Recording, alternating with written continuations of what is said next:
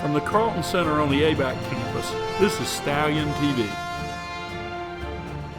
Welcome to Stallion TV from the campus of Abraham Baldwin Agricultural College. I'm Wade Carpenter. And I'm Rashawn Miller.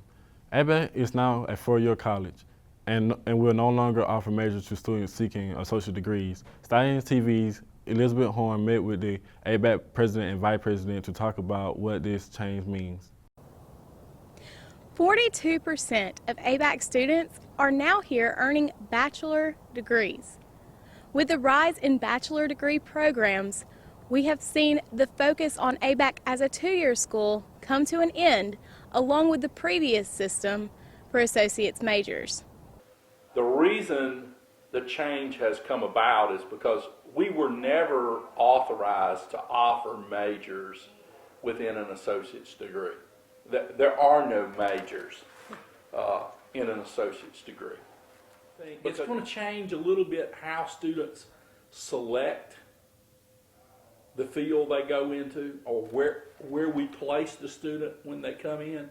But in reality, it's not going to change the coursework that the student takes, the student's ability to transfer to another institution if they transfer, or to earn the associate's degree and then complete their bachelor's. But we haven't cut any courses. We still have the same courses that we've had. It's just for our record-keeping purposes, we call it something else. But if we know where the student intends to transfer to, then we can make certain that they have taken the prerequisite courses to go there. And they do vary from one. There's not one particular perfect match of coursework that, say, for a psychology major. It depends on where you're going to earn a psychology degree. So we got the same range of courses at the lower division that we've always had. That's not changing. Our ability to prepare a student to transfer to another institution or earn an associate arts or associate science or associate fine arts in music and go on, so none of that's changed. It's just that we are using a slightly different process. The Office for Academic Affairs will be sending more information regarding the change in majors within the next week. This is Elizabeth Horn reporting for Stallion TV. Students who have questions about their degrees should contact their advisors. The people most affected by that change in majors will be freshmen at ABAC, and that college experienced an influx of new students this semester. Stallion TV's Ginger Orton reports. This semester, a whopping 120 new students entered ABAC. A number of things are untraditional for these students enrolling mid-year. I caught up with two spring semester freshmen, Mike Eckerly and Mason Harwood, as well as Miss Rebecca Kofer, on what they had to say about this new freshman class. What professor, before you transferred in, did you hear the most about? The math teacher, Carr. I heard the most about Professor Mann. I heard she had some unique styles of teaching history, and being a big history guy, it was really nice. Very cool. So far, what do you think of the dining hall food here at ABAC? I like fried chicken Thursday the most. Absolutely. They always got hot coffee in the coffee pot, and it was really cold, so that helped a lot. Finally, I wondered, why did they transfer spring semester instead of the traditional fall semester? I took a year off and worked full-time.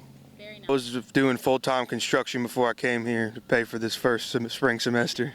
After interviewing Matt and Mason, I then called up with Miss Rebecca Kofer and asked her if she had any advice for the new students. This was her insight. That is a very good question. First and foremost, I would tell students to check their email, always, every day, at least once a day. I would also tell them to write things down, get a planner, get a notebook, be prepared. And then I think the last thing I would say outside of academics is to be involved on campus. Going to class is important, so go to class, but don't just go to class.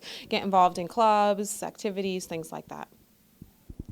As you can see, the new freshmen are getting along just fine, and with any heed to Miss Rebecca's advice, it will be a prosperous semester. This has been Ginger Orton with Stallion TV. Though ABAC's enrollment is only slightly higher than it was last year, the college continues to grow, unlike many other colleges in the state. One of the changes on campus this year is the arrival of a new chief of police. Stallion TV, Ashton Lovett, sat down and spoke with him. As a new semester kicks off here at ABAC, many changes are occurring, including a new opening for our law enforcement department.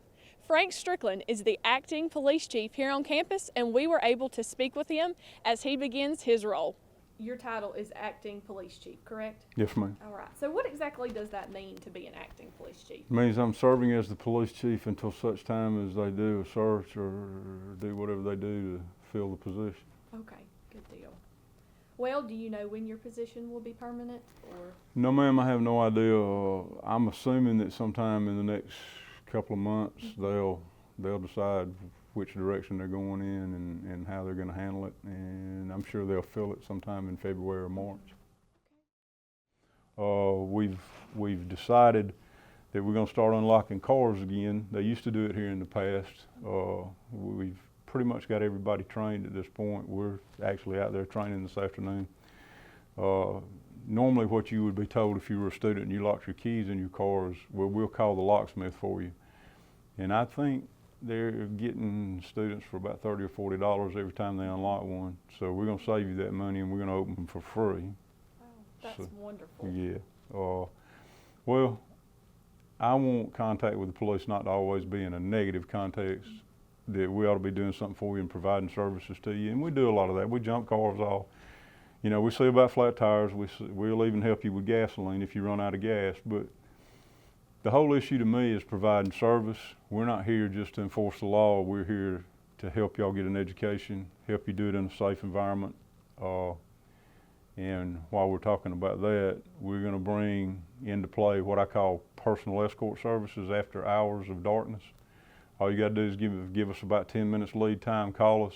If you're somewhere on campus and you're uncomfortable about walking to the car or you're uncomfortable about going back to the dorm, say you get caught at the library late at night when the library's closed and you're by yourself, there's not a buddy or somebody to walk with, you call the police officers and we'll come and escort you back to where you need to be.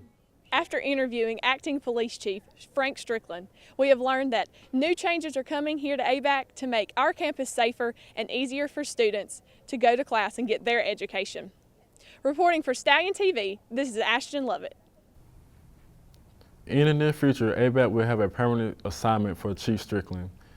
We will be right back with a look at a new club on campus.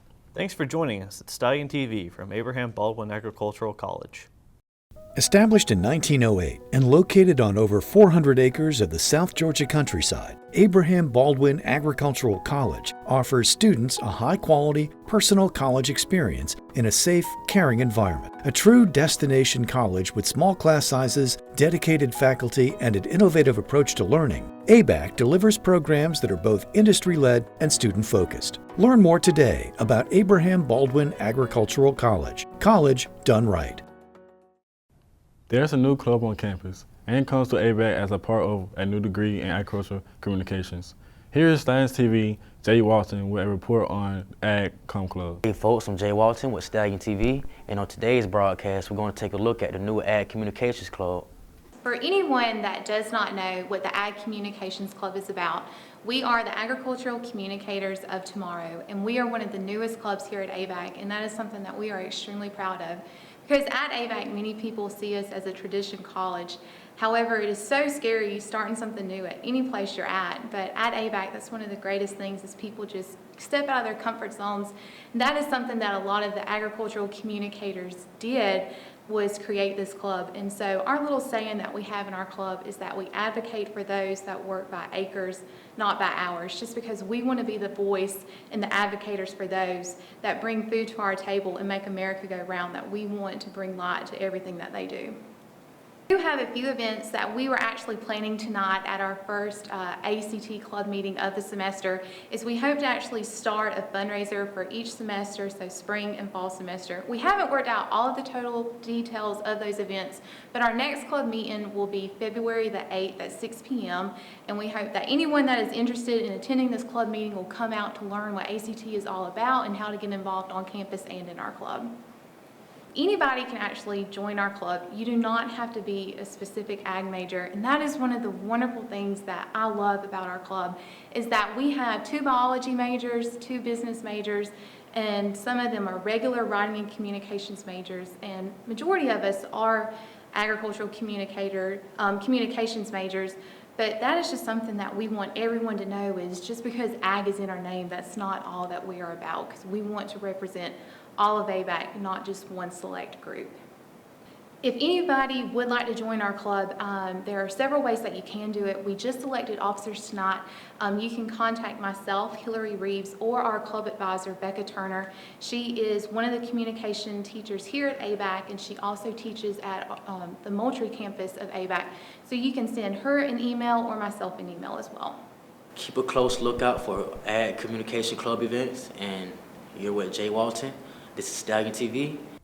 Thanks, Jay. Sounds like a pretty exciting club. Anyone interested in joining should contact Hillary Reeves or Rebecca Turner. The next meeting is February 8th at 6 p.m. in Ag Science Building. Up next, we talk with ABAC's poet-in-residence, Dr. Jeff Newberry, professor of English, about his new novel, A Stairway to the Sea. Called A Stairway to the Sea, which is the last line of a poem by E.A. Robinson. He was a contemporary of Frost that no one reads anymore, unfortunately. And the poem is called Eros Tyrannos, and it's about these two people who live together in this little bitty town, and they kind of hate each other. And as the poem goes on, you realize that the last stanza especially is the town looking at them and wondering who they are and how they are the way they are. And there's this great line that it says the whole town in Harborside buzzes with their seclusion, right? So they're secluded and everyone talks and just buzzes. And in the end, it talks about, we've striven with those who've striven with gods. They take what's been given to them, and it says, though like this, or like a stairway to the sea, where down the blind are driven, is how the poem ends. It's a great poem. It's fantastic. I first read it when I was an undergrad. I was like, who is this guy?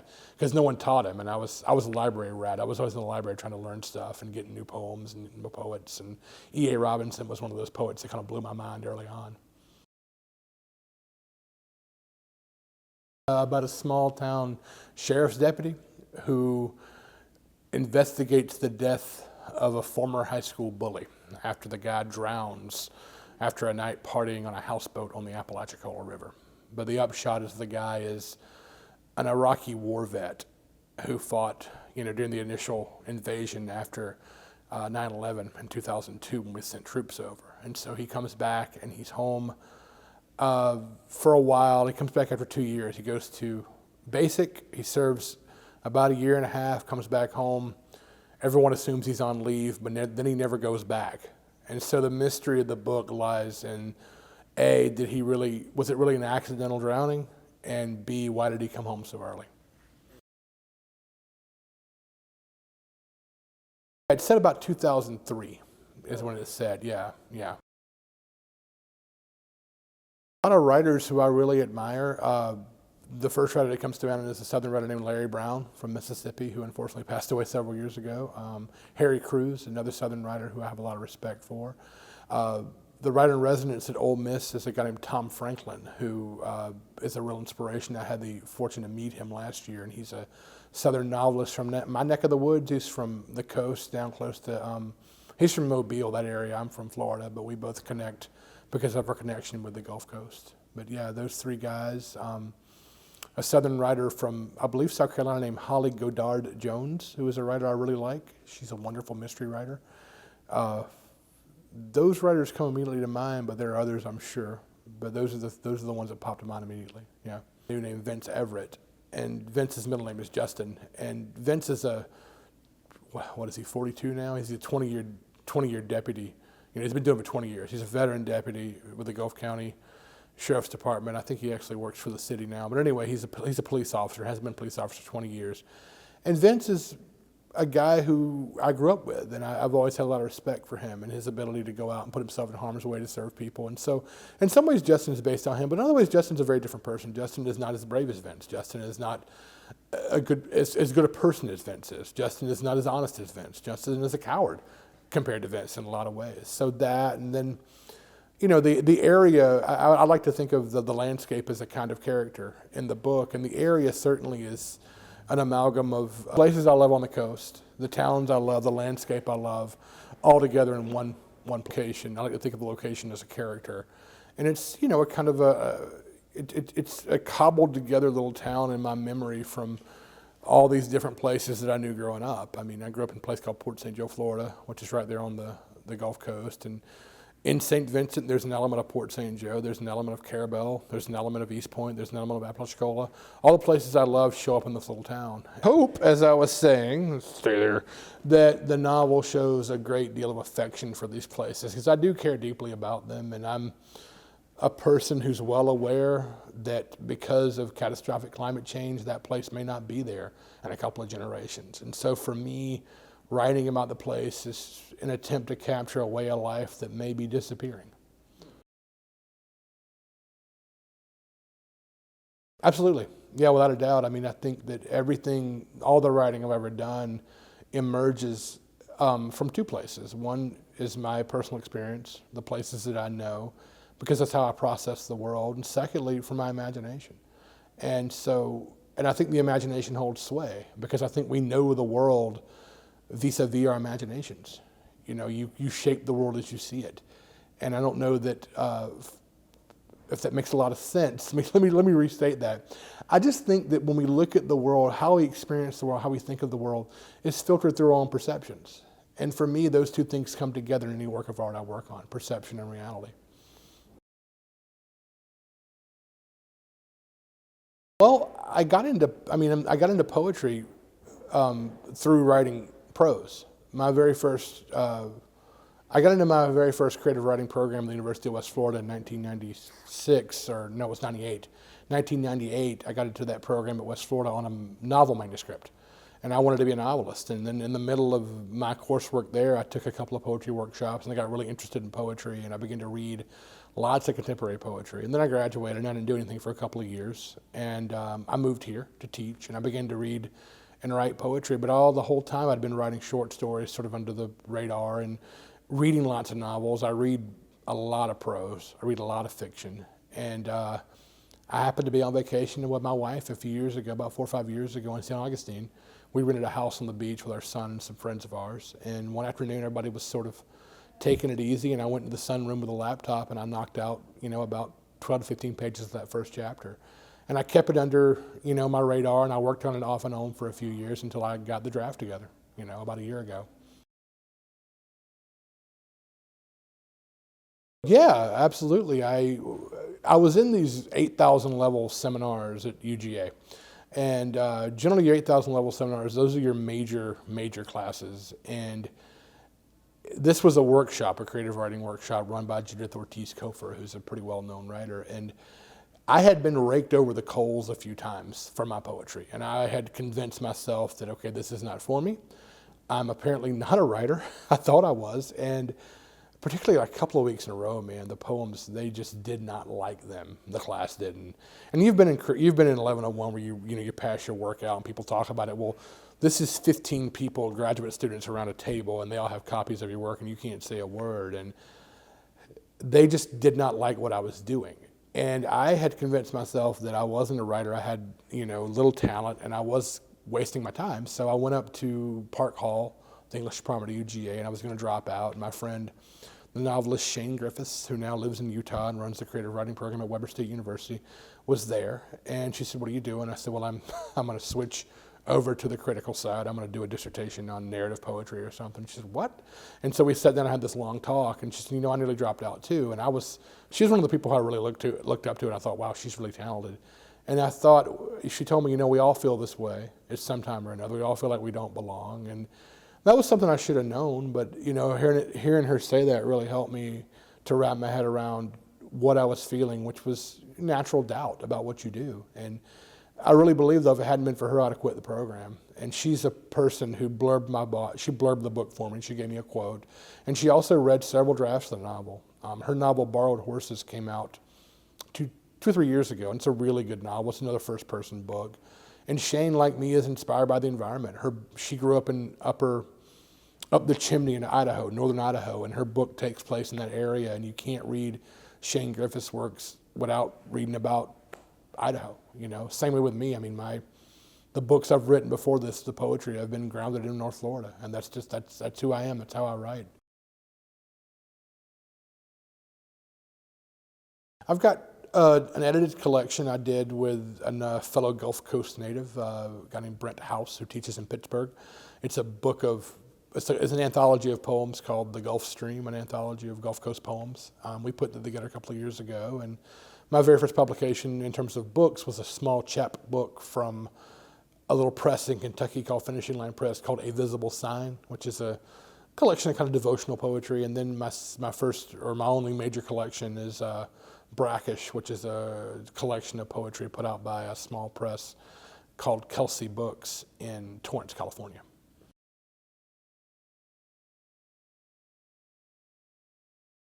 Well, it's a good question. I'm not working on a sequel right now. I do have another novel-length thing that I'm researching right now. I've been doing some research on the Dozier School, which was the school for boys down in Florida, where some researchers discovered last year that the boys were dying and they were burying their bodies. And so I'm interested in that. I'm interested in writing a piece that might be set in the 50s or the 60s. A press out of Panama City, Florida, called Pulpwood Press. And they specialize in Florida noir. They've published writers like Lynn Wallace has published with them, and Michael Lister's published with them. These are Florida authors I really like, so I'm very proud to be a part of that group. Michael Lister's books, just recently, they did a list, the Tampa Tribune did a list of best Florida authors, important Florida authors, and Michael was on that list, and I thought, wow, that's cool that I'm in the same camp he's in, so yeah. Newberry's new novel can be found in bookstores and at Amazon.com. We'll be right back with a look at Stallion baseball. You're watching Stallion TV. Established in 1908 and located on over 400 acres of the South Georgia countryside, Abraham Baldwin Agricultural College offers high-quality programs that are both industry-led and student-focused. The roots of agriculture run deep at ABAC. Professors with industry experience engage students in small class settings and on our working farm, where hands-on learning prepares them for successful careers. ABAC is the destination for tomorrow's ag leaders.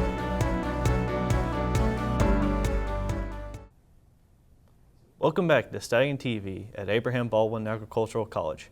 ABAC's baseball team had a good season last year, and this year's looking even better. Stallion TV's Ansley Cash spoke with Coach Brandon Reeder. I'm Ansley Cash with Stallion TV, and I'm here with Coach Brandon Reeder of the ABAC Stallions baseball team, and we're here to talk about the upcoming baseball season. So, Coach Brandon, how prepared would you say the baseball team is? I'd say we're getting there. Yesterday was our second practice. It was a lot sharper than the day before. We had a hitting practice on Sunday because the field was really wet. Monday, we got a lot accomplished, put in some new defensive strategies, and then yesterday it all started to come together. So I feel like by the time the season starts, we'll be ready to go. Okay, that's awesome. Well, when is the first game? We play our first doubleheader here the 29th of January against St. John's River. Do you think y'all are ready for the game, or? I know St. John's is a really good team. They're always top 15, top 20 in the country, and they're going to start off the season that way.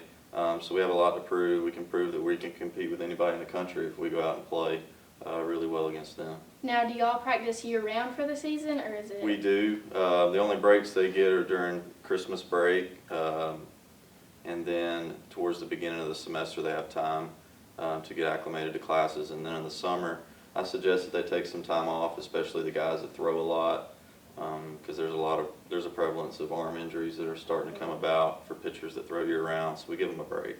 Okay. Well, is there any new players? Y'all have any new players on the team? Yeah, we've got a corner infielder, Blake Jackson. He's from Warner Robins. That's new this semester, and Juan Lander. He's from Venezuela. He's a middle infielder also. We had to shore up the depth in our middle infield because we had a few players that decided to leave for certain reasons.